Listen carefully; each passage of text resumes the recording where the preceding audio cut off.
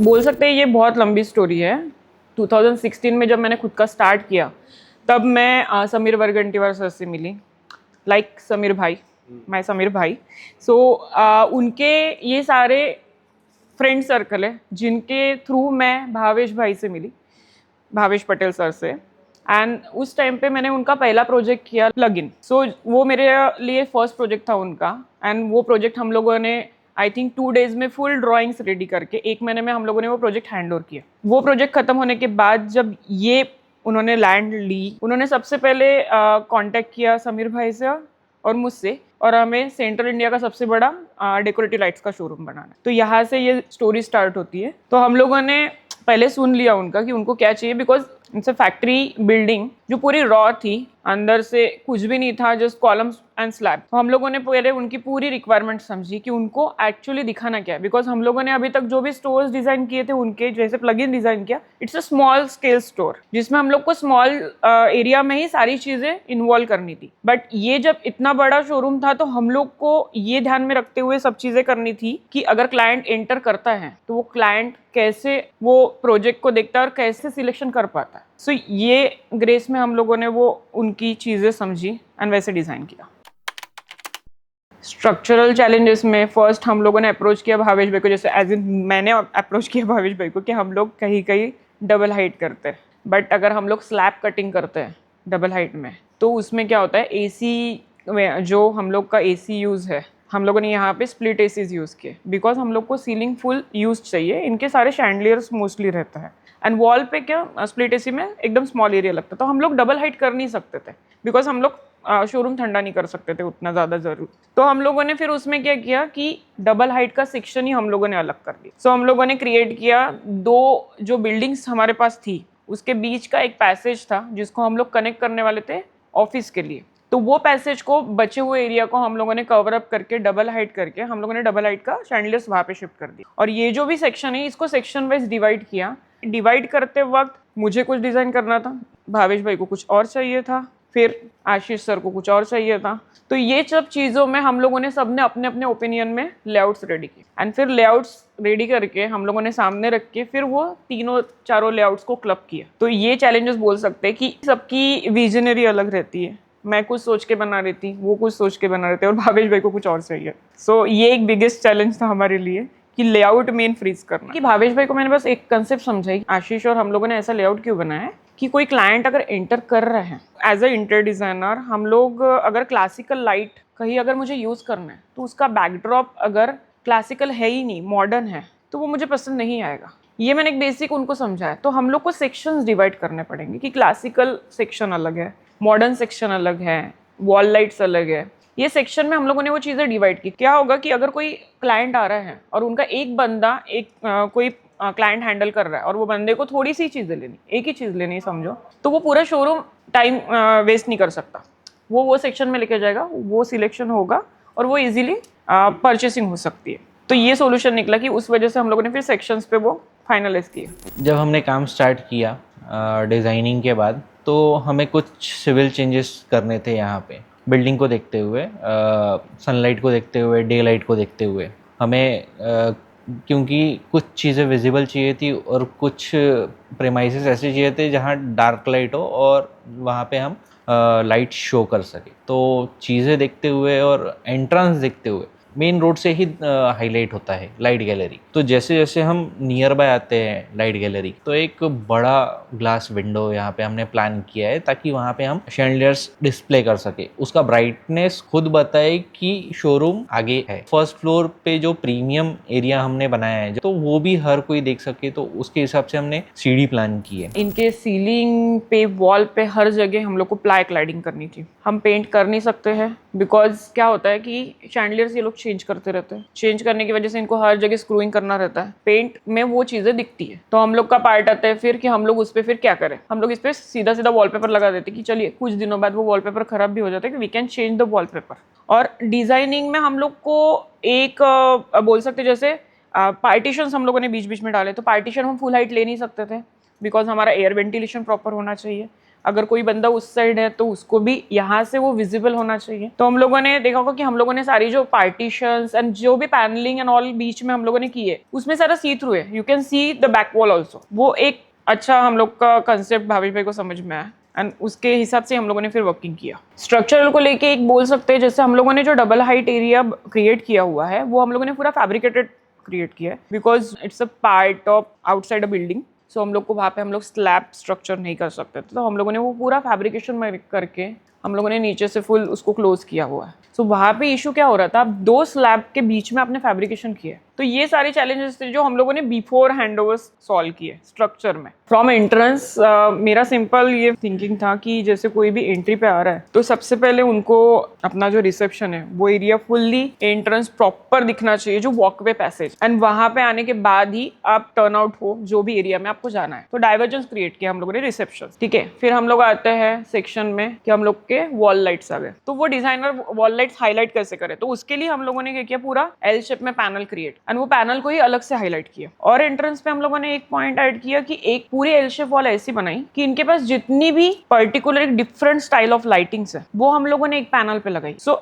It's a sample panel बोल सकते हैं। फिर हम लोग के उसके ऑप्शंस हमें आगे देखने मिलेंगे लाइक दैट। देन हम लोग फर्स्ट फ्लोर पे आते, तो फर्स्ट फ्लोर पे हम लोगों ने बोलार्ड सेक्शन अलग कर दिया है, आउटडोर लाइटिंग्स अलग कर दिए, और हम लोगों ने किड्स सेक्शन एक अलग किया। फिर भावेश भाई ने बोला कि मैं एक ब्रांड ला रहा हूँ फैन का, तो मैग्निफिक करके उन्होंने एक ब्रांड का हम लोग को बताया एंड उसके हम लोग को उन्होंने फैंस दिखाए कि किस टाइप के फैन है। फैन तो स्क्वायर में हम लोग दे नहीं सकते, तो हम लोगों ने वो क्रिएट किया एक राउंड डोम जो वॉकवे भी है and it's a structure particular जो फैन के लिए डेडिकेट किया हुआ। सो वो हम लोगों ने क्रिएट किया एंड एक सेक्शन फिर हम लोगों ने कंप्लीटली ऑटोमेशन एंड इनके जो कमर्शियल लाइट्स है उसकी फुल डिस्प्ले। तो ये एक पोर्शन था जो मैंने पूरा कर्व में डिजाइन किया। ऑफिस एरिया में मेरा बेसिक क्या था कि पता रहना चाहिए ऑफिस किसका है, ठीक है। और वो पता कब रहेगा, जब एंट्री करते बराबर हमें ऐसी कोई चीज दिखे जो रिलेट कर रही है कि भावेश भाई क्या कर। सो हम मेरे दिमाग में सिंपल था कि लाइट्स तो इनके पास बहुत सारे, मैं कितने भी लगाऊं वो कम ही होने वाले। So I create a circuit thing on that back wall. उनके बैक वॉल पे हम लोगों ने एक सर्किट वाला फुल एज इन पैनल डाला है जिसपे हम लोगों ने लाइट पूरी फ्लेक्सिबल प्रोफाइल में हम लोगों ने लाइटिंग की हुई है। सो वो डायरेक्टली कोई किसी को भी अगर मैं उनका वो केबिन का फोटो या बैक वॉल भी दिखा दूं ना तो उनको समझ जाएगा एक तो ये इलेक्ट्रिकल गुड्स सप्लायर है या फिर बोल सकते हैं इनका लाइट शोरूम, तो वो इजीली उनको समझ में आ जाएगा। भावेश भाई को एक्चुअली उनका टेबल एकदम ह्यूज चाहिए था। सो हम लोगों ने सीधा सीधा उनका टेबल ही 16 फीट का बनाया। हम लोगों ने उसको टर्न ही इस तरीके से किया कि एक तो उसमें लाइट्स भी उनके शो हो जाते हैं वो टेबल में, पर्टिकुलरली 3 पीसीस भी लग जाते हैं एंड वो सारे के सारे अगर ज़्यादा बोल सकते क्लाइंट्स भी आ गए तो वो लाइन से उनके सामने बैठ सकते हैं।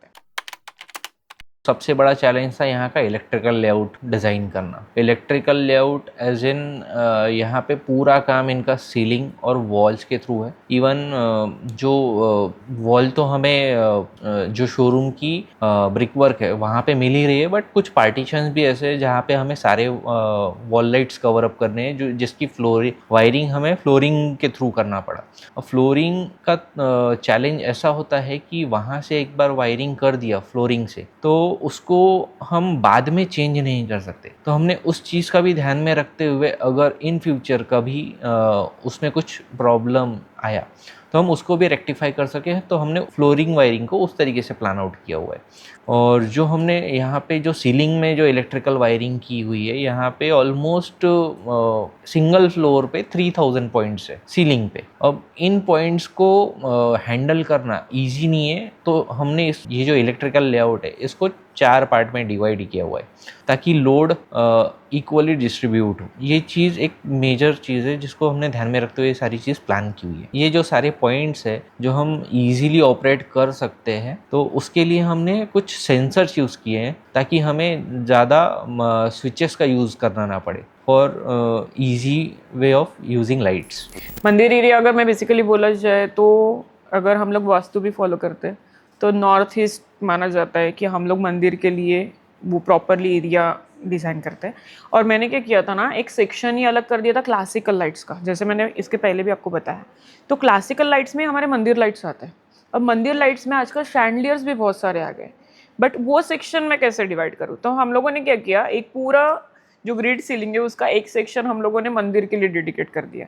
तो हम लोगों ने उसी वॉल पे फुल मंदिर डिज़ाइन करके उसके साथ ही वॉल लाइट्स यूज़ किए, उसी सेक्शन में उनके हैंगिंग लाइट्स यूज़ किए, और वही सेक्शन कनेक्ट हुआ है पूरा क्लासिकल थीम को। जैसे बोल सकते हैं कि लाइट्स आ गए, मंदिर आ गया, तो प्रभु बचे थे, प्रभु भी आ गए, तो हम लोग का वही सेक्शन में प्रभु भी हम लोगों ने स्थापित कर दिए।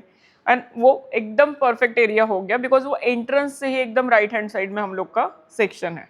और मैं एक पॉइंट ऐड करना चाहूँगी कि समीर भाई ने हम लोग को एक बहुत अच्छा सजेस्ट किया है, एज इन वो बहुत ज़्यादा फॉलो करते हैं चीज़ें जब भी वो डिज़ाइनिंग करते हैं। मैं उनसे बहुत सारी चीज़ें सीखी हूँ। उन्होंने जैसे लाइट शोरूम है तो उन्होंने एक दिमाग में डाला कि क्यों ना हम सूर्य देवता को धन्यवाद करें। तो आप देख सकते हो कि एंट्रेंस पे उन्होंने सीलिंग में हम लोगों ने एक लाइट क्रिएट किया, उसमें पूरा सूर्य यंत्र क्रिएट किया हुआ है जिसमें से शाम में जब लाइट ऑन होती है तो वो पूरा लीट अप होता है। So that is the entrance lobby हम लोग की। देन हम लोग शोरूम में एंटर होते हैं। फिर मैंने उसी थीम को लेते हुए फर्स्ट फ्लोर पे जो डोर डिजाइन किया, तो डोर का handle will be on full moon, sun and cloud, so relate to light showroom. So it's inspired by Sameer वर्गेंटीवार sir. हम लोग जब फर्स्ट टाइम साइट देखने आते हैं, जैसे मैंने बेसिकली बताया कि just raw factory building, factory setup, just a plastered wall, plastered floor, plastered slab,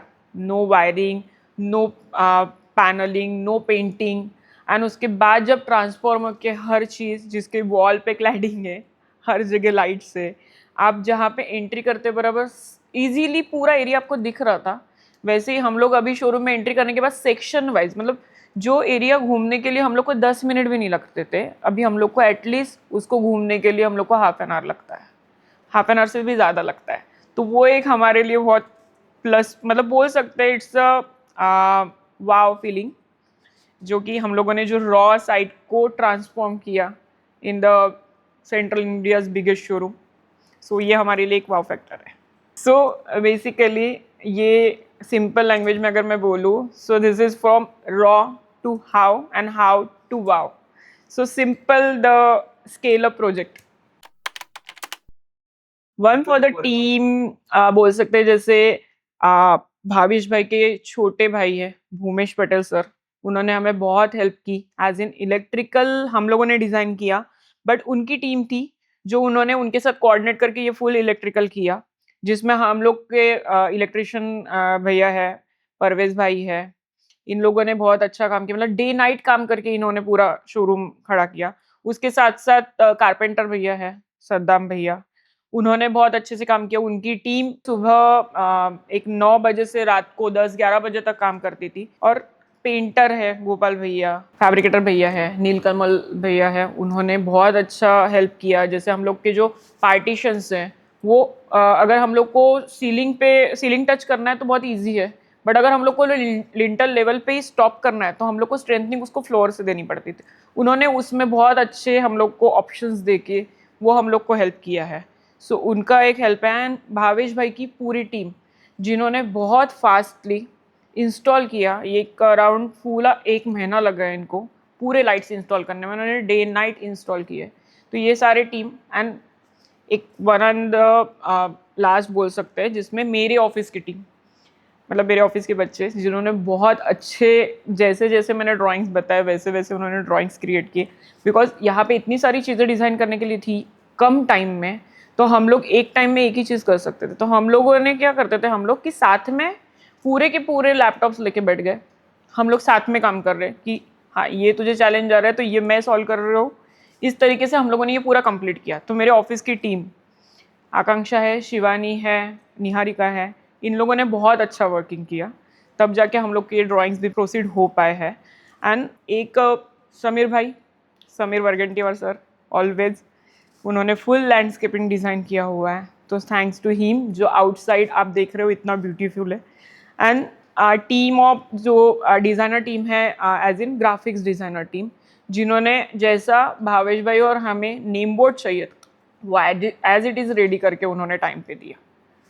सो ये लोगों को मैं थैंक बोलना चाहूँगी, जिनके वजह से ये मेरा प्रोजेक्ट जो है, जो बोल सकते हैं 2-2 साल लोग कंप्लीट नहीं कर पाते हैं, ये हम लोगों ने फुल्ली 8 महीने में एक्सेसिबल कर दिया।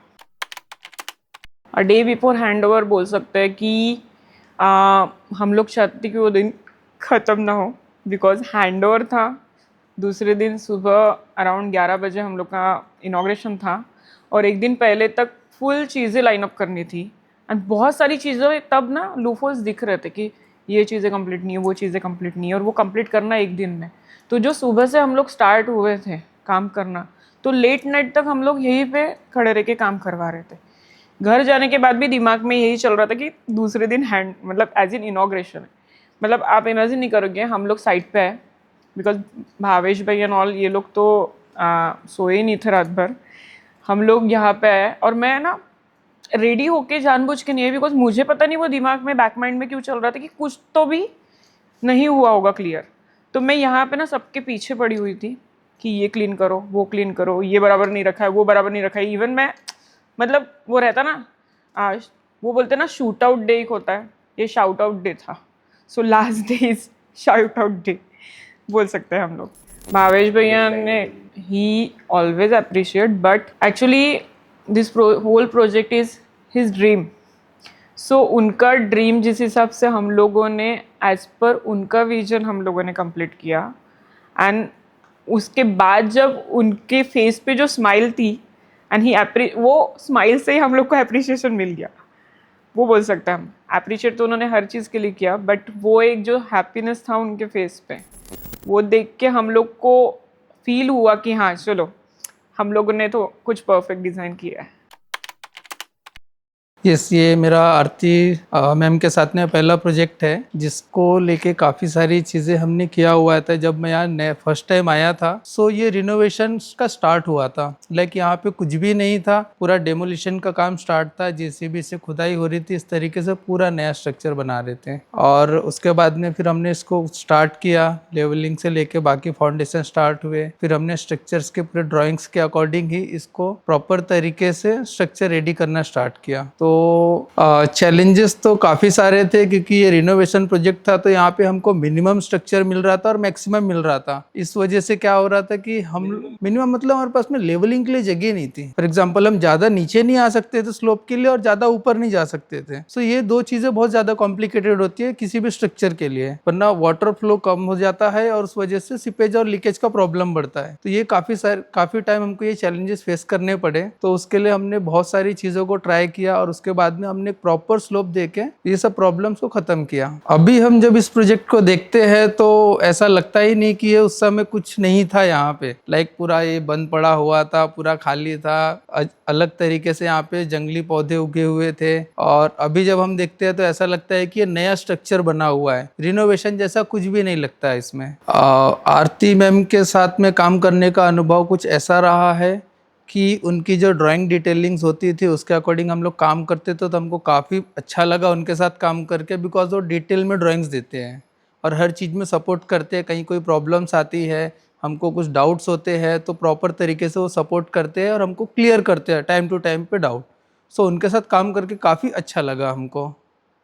Hello, I am Bhumesh Patel, I am electrical consultant. So light gallery में हमने यहाँ पे कंसल्टेंसी का काम किए हुए हैं, और आरती और आशीष के साथ हमारा पहला प्रोजेक्ट था, जो एक्सपीरियंस बहुत अच्छा रहा। जैसे देख सकते हैं कि ये प्रोजेक्ट एकदम यूनिक था, बहुत बड़ा प्रोजेक्ट था। अराउंड 40,000 स्क्वायर फीट में यहाँ पे लाइटिंग का शोरूम बना हुआ है। तो इसमें बहुत सारे चैलेंजेस थे। जैसे इलेक्ट्रिकल को लेके भी यहाँ पर एक नए चैलेंजेस हमने देखे कि यहाँ पर मोर देन 6,000 लाइट पॉइंट्स हैं। इसको कैसे यहाँ पर प्लेसमेंट करना, कैसे एक प्रॉपर अच्छे इफ़ेक्टिव वे में यहाँ इम्प्लीमेंट करना वो चीज़ को, तो ये काफ़ी एक चैलेंजिंग था, जिसमें आशीष और आरती का काफ़ी अच्छा इनपुट रहा। साथ में हमने जो ओनर है भावेश पटेल, उनका भी काफ़ी इनपुट लिए, क्योंकि ये प्रोजेक्ट एक रेगुलर प्रोजेक्ट नहीं है कि हर बार आते रहता है।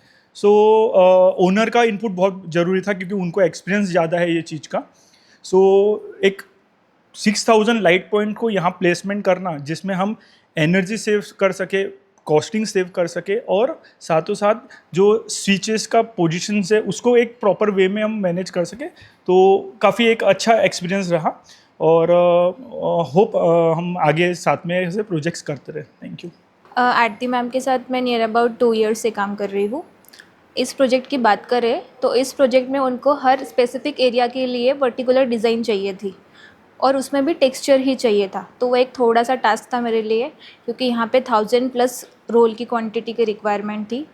इसके बाद मेन प्रॉब्लम आई हमको फिटिंग में, क्योंकि यहाँ पे लाइट का शोरूम है ये, और सीलिंग में इतने ज़्यादा पॉइंट थे। मेरे पास जितने कॉन्टैक्ट्स थे वॉलपेपर फिटर के मैंने सारे यूज़ कर लिए। सब लोग आते थे, साइट देखते थे, दूसरे दिन कॉल आंसर करना ही बंद कर देते थे। आरती मैम के जितने वेंडर थे उनका भी ऐसे ही हुआ। लास्ट में भावेश भाई के जो प्रीवियस वेंडर थे उनके साथ मिलके फिर हमने ये काम किया। तो सबसे बड़ा टास्क ये हमारे लिए यही वाला था।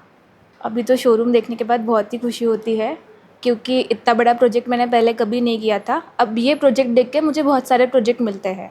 हाँ, उनको तो बहुत सारी बधाइयाँ देना चाहती हूँ मैं कि उन्होंने ये माइलस्टोन प्रोजेक्ट किया है और हम जैसे बहुत सारे लोगों को ये अपॉर्चुनिटी दी है कि हम अपने आप को रिप्रेजेंट कर सकें यहाँ पर।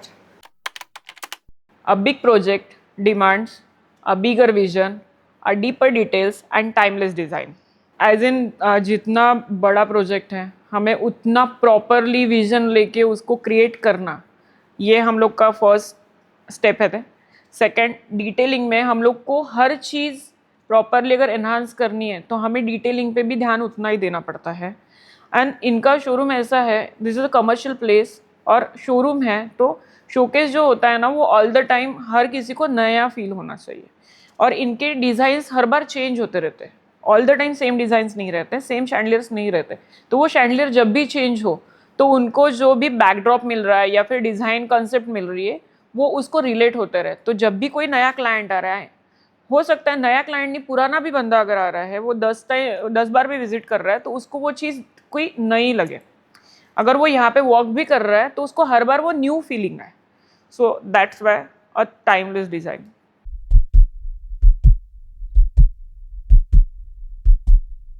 Hi, I am interior designer Aarti Daharkar and this is my design story.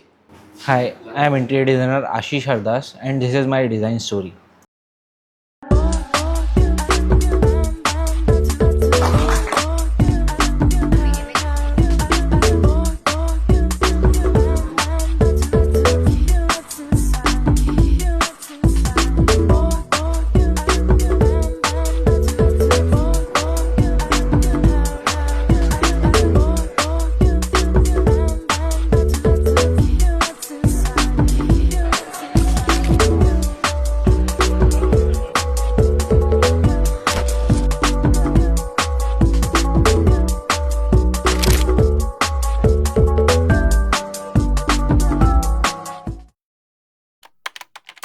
Hi Ashish and Aarti. मेरे लिए उनकी जो मेहनत मेरे इस प्रोजेक्ट के लिए दी गई है और इस प्रोजेक्ट के लिए इन्होंने जो हार्ड वर्क किया है वो काबिल तारीफ़ है। मैं उनको काफ़ी अच्छे से उन्होंने इस प्रोजेक्ट में अपनी जान लगाई है, समय दिया है। समय के हिसाब से तो आशीष ने 6 महीने तक खुद के ऑफिस में नहीं गया, इतना समय दिया है। तो I will really thanks them जो इन्होंने इतना क्लोज रह के मेरे साथ काम करके इस प्रोजेक्ट को टाइम बाउंड पीरियड में ख़त्म किया है। जो आई थिंक इतना बड़ा प्रोजेक्ट 6 महीने ख़त्म करना ये बहुत बड़ा अचीवमेंट है उनके लिए भी। और thanks to both of them for their hard work. I wish all the best for their all future projects.